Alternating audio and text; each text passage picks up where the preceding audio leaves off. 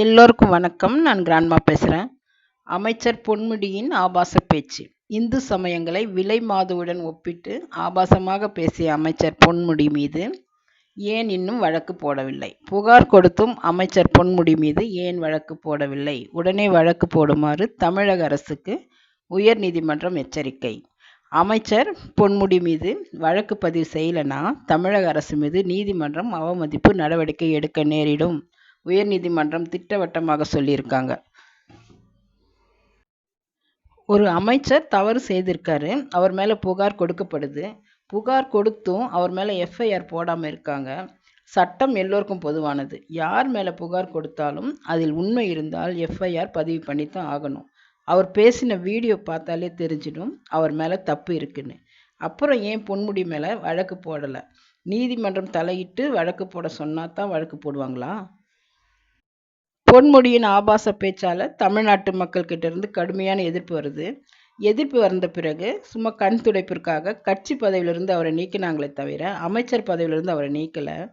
கட்சிக்கு எதிராக செயல்பட்டாதான் கட்சி பதவியிலிருந்து நீக்கணும். இவர் மக்களுக்கு எதிராக செயல்பட்டதால் அமைச்சர் பதவியிலிருந்து நீக்கியே ஆகணும்னு தொடர்ந்து எதிர்ப்பு தெரிவிச்சுட்டே இருக்காங்க. எவ்வளவு எதிர்ப்பு வந்தாலும் நாங்கள் வழக்கும் போட மாட்டோம், கைதும் பண்ண மாட்டோம்னு ஆளுங்கட்சி திட்டவட்டமாக இருக்குது. பொன்முடி மேலே ஏற்கனவே வழக்கு இருக்குது. அந்த வழக்கு நேற்று நீதிமன்றத்துக்கு வருது. அந்த வழக்கு என்னென்னா, அளவுக்கு அதிகமான சொத்து சேர்த்த வழக்கு. நேற்று அந்த வழக்கு நீதிமன்றத்துக்கு வருது. அந்த வழக்கை பற்றி தான் நீதிபதி பேசுவார்னு எல்லோரும் நினச்சிக்கிட்டு இருந்தாங்க.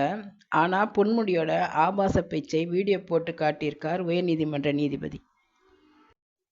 இந்த வீடியோவை பார்த்துட்டு நீதிபதி என்ன சொல்கிறாருன்னா, அமைச்சராக பதவி வகிக்கும் பொன்முடியின் இந்த பேச்சு துரதிருஷ்டவசமானது. பெண்களை இழிவுபடுத்தும் நோக்கில் அவதூறு பேசியதை யாராலும் சகித்து கொள்ள முடியாது. அரசியலமைப்பு சட்டத்தின் கீழ் பதவி வகித்து வரும் அவர் பொறுப்பை உணராமல் பேசியுள்ளார். பாதிக்கப்பட்டவர்கள் அவருக்கு எதிராக புகார் அளித்தாலும் அளிக்காவிட்டாலும் உச்சநீதிமன்ற உத்தரவின்படி போலீசார் இந்நேரம் வழக்கு பதிவு செய்து இருக்க வேண்டும்னு கன்னத்தில் அரைஞ்ச மாதிரி கேட்டிருக்காரு உயர்நீதிமன்ற நீதிபதி. பொன்முடி மேலே நடவடிக்கை எடுக்கலைன்னா டிஜிபி மேலே நீதிமன்றமே நடவடிக்கை எடுக்கும்னு சொல்லியிருக்கார் நீதிபதி. இதே போல் வேறு யாராவது பேசியிருந்தா குறைந்தது 50 வழக்காவது பதிவு செய்யப்பட்டிருக்குன்னு சொல்கிறாரு.